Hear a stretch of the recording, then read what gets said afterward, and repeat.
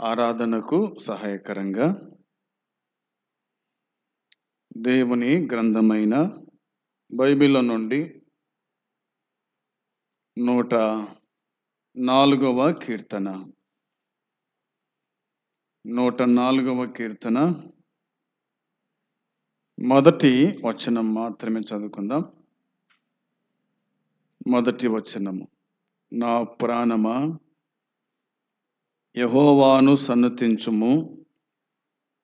యెహోవా నా దేవా, నీవు అధిక ఘనత వహించిన వాడవు. నీవు మహాత్యమును ప్రభావమును ధరించి ఉన్నావు. ఆరాధనకు సహాయకరంగా 104వ కీర్తనను మనము చదివి ఉన్నాం. ఈ కీర్తనలో వ్రాయబడిన మాట, నా ప్రాణమా యెహోవాను సన్నుతించుము. రెండవదిగా, యెహోవా నా దేవా, నీవు అధిక ఘనత వహించిన వాడవు. అధిక ఘనత వహించిన వాడు. నీవు మహాత్యమును ప్రభావమును ధరించి ఉన్నావు. మహాత్యము, ప్రభావము అనే మాటలు ఇందులో ఉన్నాయి. ఒకటి, మానవుడు దేవుని స్తుతించే విధానము ఒక్క మాట కనిపిస్తుంది ఇక్కడ. అది కీర్తనకారుడే జ్ఞాపకం చేశాడు, నా ప్రాణమా యెహోవాను సన్నుతించుము అనేది.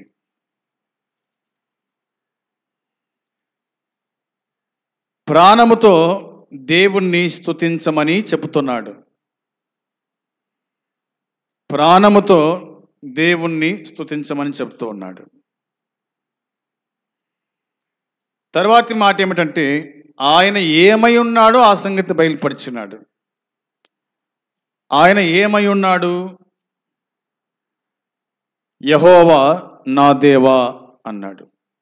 యెహోవా నా దేవుడు, దేవుడే యెహోవా, యెహోవాయే నా దేవుడు అన్నాడు. యెహోవాయే నా దేవుడు అన్నాడు. నా బలము ఆయనే, నా దుర్గము ఆయనే, నా కోట ఆయనే, నా ఆశ్రయదుర్గము ఆయనే, నా ప్రాణము ఆయనే, నా ప్రాణం గుడుక ఆయనే, నా దేవుడే, నా యెహోవానే అని ఇందులో ప్రస్తావించబడింది. తర్వాతి మాట ఏమిటంటే, నీవు అధిక ఘనత వహించిన వాడవు. అధిక ఘనత వహించిన వాడవు. ఘనత అనేది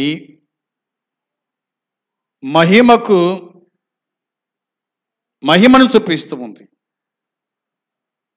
ఘనత అనేది మహిమను చూపిస్తూ ఉంది. ఆయన మహిమ, ఆయన మహాత్యము, ఆయన ప్రభావము అనేది దేవుని వాక్యం గుర్తు చేస్తూ ఉంది.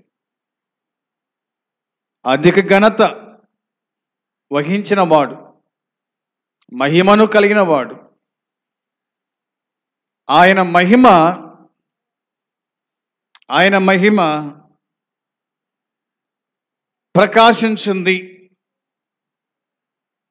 ఆయన మహిమ అరణ్యములో ప్రకాశించింది.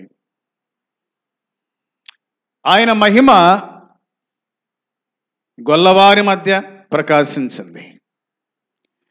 ఆయన మహిమ ఇంటిలో ప్రకాశించింది. ఆయన మహిమ మనలో ప్రకాశించింది. మనలో ప్రకాశించింది. ప్రభావము, యేసుక్రీస్తు ప్రభు అన్నాడు, నన్నెవరు ముట్టినారు, నాలో నుండి ప్రభావము బయలుదేరింది అన్నాడు. నన్నెవరు ముట్టారు, నాలో నుండి ప్రభావము బయలుదేరింది. ముట్టిన వారిలోకి దేవుని ప్రభావము వస్తూ ఉంది. మనము దేవుని ముట్టుకున్నాం. దేవుణ్ణి మనం ముట్టిన, దేవుడు మనల్ని ముట్టుకున్న ఆయన ప్రభావము మనలోకి వస్తూ ఉంది. ఆయన ప్రభావము గల దేవుడు, ఆయన మహిమ గల దేవుడు అన్నది దేవుని వాక్యమే మనకు గుర్తు చేస్తూ ఉంది. దాన్ని బట్టి నా ప్రాణమా యెహోవాను సన్నుతించుము అన్నాడు. ప్రాణముతో చెప్పుకుంటున్నాడు. ఈ సమయంలో దేవుని యొక్క మహిమ గురించి మనము ఆలోచన చేయగా, ద్వితీయోపదేశ కాండము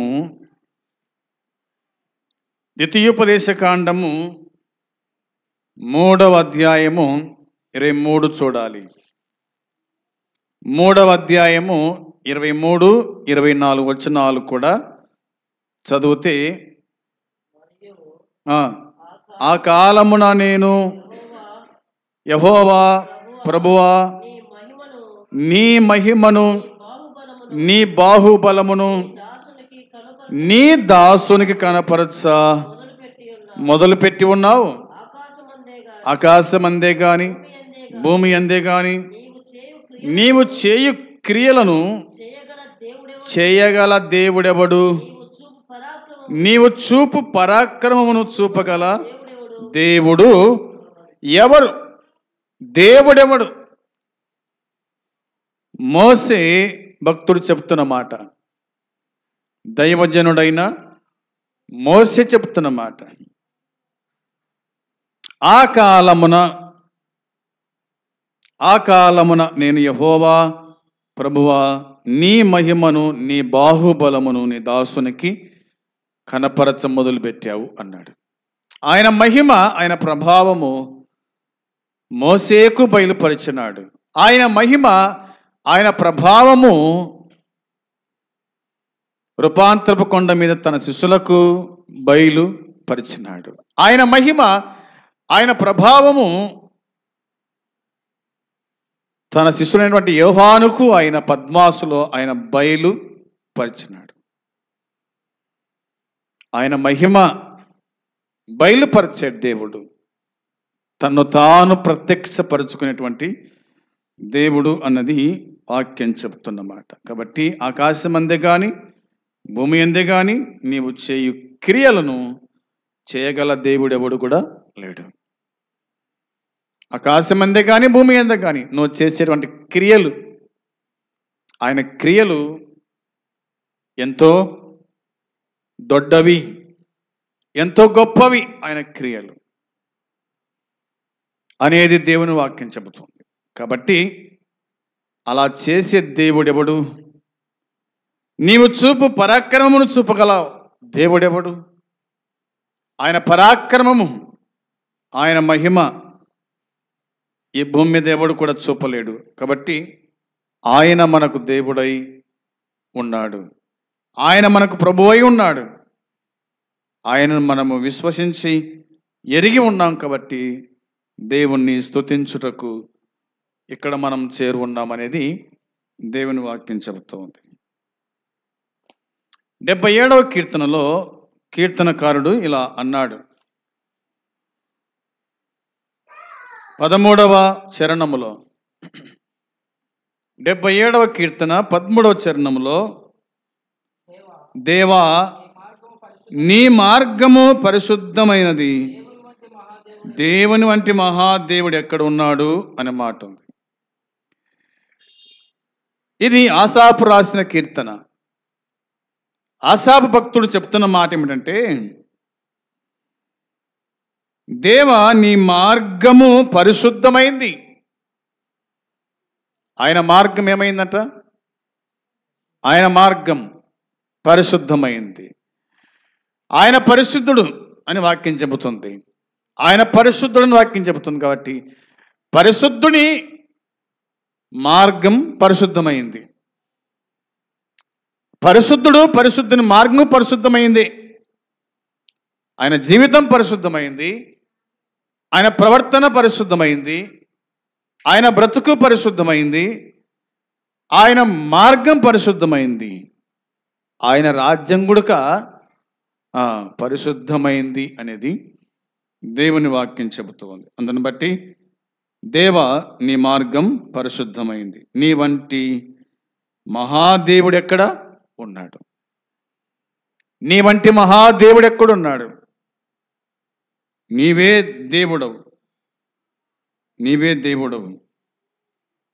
భూలోకమంతా చూడగా, పరలోకములో చూడగా ఆయనే దేవుడుగా ఆయన కనిపించినాడు. ఇలాంటి దేవుడు ఎక్కడ కూడా కనిపించడు అనేది దేవుని వాక్యమే మనకు జ్ఞాపకం చేస్తూ ఉంది. 95వ కీర్తన 3వ చరణంలో 95వ కీర్తన 3వ చరణం మనం చూడగా, యెహోవా మహాదేవుడు, దేవతలందరికీ పైన మహాత్మ్యము గల మహారాజు అని ఉంది. ఆయన దేవుడు, ఆయన మహారాజు.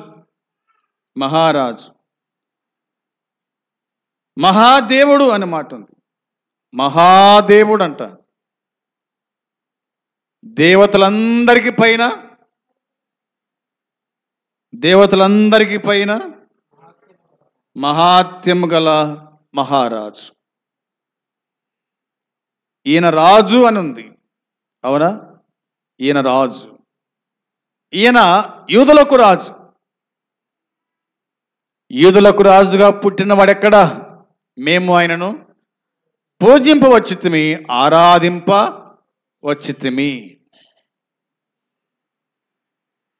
ఆయన చనిపోయిన తర్వాత కూడా ఆయన తల మీద ఒక మాట ఉంటుంది అక్కడ, ఈయన యూదులకు రాజు అనే మాట. ఆయన రాజు అనేది అర్థమవుతుంది.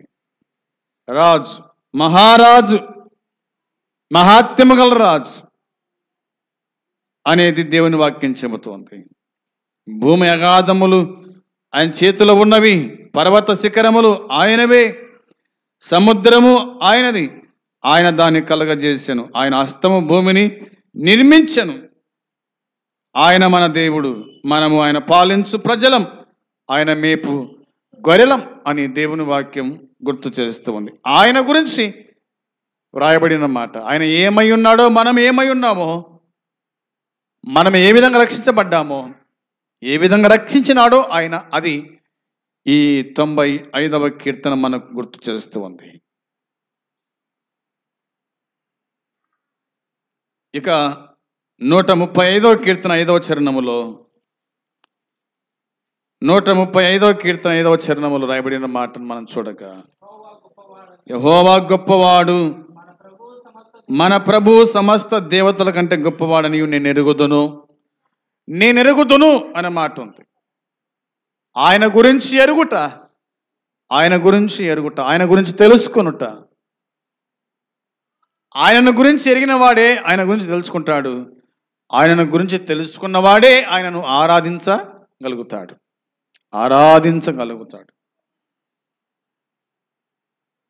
యెహోవా గొప్పవాడు, దేవుడు గొప్పవాడు, సామాన్యుడు కాదు. ఆయన గొప్పవాడు. మన ప్రభు హస్తం దేవతల కంటే గొప్పవాడనియు ఎరుగుతాము. ఆయన గొప్పవాడనియు ఎరుగుతాము. ఆయన వాక్యం చెబుతున్నట్టుగా, ఆకాశమందును భూమి యందును సముద్రముల యందును మహాసముద్రం వంటి యందును ఆయన తనకిష్టమైనంతయు జరిగించేటువంటి వాడు. దేవుని గొప్పతనం గురించి బైబిల్ మనకు జ్ఞాపకానికి తీసుకొని వస్తుంది. ఆయన గొప్పతనం గురించి 145వ కీర్తన 3వ చరణములో, యెహోవా మహాత్మ్యం గలవాడు, ఆయన అధిక స్తోత్రము నొందదగినవాడు, ఆయన మహాత్మ్యం గ్రహింపశక్యము కానిది అని ఉంది. ఇందులో దేవుని యొక్క మంచితనం కనిపిస్తుంది. ఆయన మంచివాడు అనేది దేవుని వాక్యం గుర్తు చేస్తుంది. యెహోవా మహాత్మ్యము గలవాడు అనే మాట బైబిల్ చెబుతోంది. అధిక స్తోత్రం ఆయనకే ఆపాదించాలన్నది లేఖనాలు మనకు గుర్తు చేస్తూ ఉన్నాయి. కాబట్టి ఆయన ఆరాధింపదగిన దేవుడు అనేది మనకు బాగా అర్థమైంది. ఆయన పూజింపదగిన దేవుడు అనేది మనకు బాగా అర్థమైంది. ఆయన ప్రభావము, ఆయన మహిమ అనేది మనకు అర్థమైంది. అందుకోసమే దేవుని వాక్యము చెబుతున్న మాట ప్రకారంగా మనం ఆలోచన చేసినప్పుడు, ఇశ్రాయేలు యొక్క పరిశుద్ధ దేవుడు గనుడై ఉన్నాడు. ఇశ్రాయేలు యొక్క పరిశుద్ధ దేవుడు గనుడై ఉన్నాడు. ఆయన గనుడు, ఘనత వహించిన వాడు. ఆయన మహిమ గురించి దేవుని వాక్యం మనకు గుర్తు చేస్తూ ఉంది అన్నది నేను మీకు జ్ఞాపకానికి తీసుకొని వస్తున్నాను. దేవుని వాక్యంలో మనం చూడగా ఆయన గురించి రాయబడిన మాట మనం ఆలోచన చేయగా, ఆయన వేవేల మందికి కృప చూపువాడు, ఆయన కృప చూపేవాడు అనేది దేవుని వాక్యం చెబుతున్న మాట. ఆయన కృప పాపిని రక్షిస్తూ ఉంది. ఆయన కృప పాపికి రక్షణ కలగజేస్తూ ఉంది. ఆయన కృప మనకు విమోచన అనుగ్రహిస్తుంది. ఆయన కృపనే మనకు దేవుని రాజ్యం అనుగ్రహిస్తుంది. ఆయన కృప ఆయన యొద్దకు నడిపిస్తూ ఉంది అన్నది దేవుని వాక్యం చెబుతున్నమాట. ఆయన కృపగలవాడు, ఆయన దయగలవాడు, శాశ్వతుడైన సర్వాధికారి అయిన దేవుడు, మన సృష్టికర్త నిర్మాణకుడు ఆయనే అన్నది దేవుని వాక్యం మనకు గుర్తు చేస్తూ ఉంది. అందుని బట్టి ఒక మాట చూడండి, మలాకి మొదటి గ్రంథం 11వ వచనంలో దేవుని వాక్యం ఇలా చెబుతుంది. మలాకి గ్రంథం మొదటి అధ్యాయం 11వ వచనంలో, తూర్పు దశ మొదలుకొని పడమటి దశ వరకు అన్ని జనులలో నా నామము ఘనముగా ఎంచబడును, సకల స్థలములలో ధూపమును పవిత్రమైన అర్పణయును అర్పింపబడును, అన్య జనులలో నా నామము ఘనముగా ఎంచబడునని సైన్యములకు అధిపతి యెహోవా సెలవిచ్చు ఉన్నాడు అని దేవుని వాక్యం చెబుతూ ఉంది. ఆయన సెలవిస్తూ ఉన్నాడు, సెలవిస్తున్నాడు. తూర్పు దశ మొదలుకొని పడమటి దశ వరకు దేవుని వాక్యం చెప్తున్న మాట గ్రహించాలి.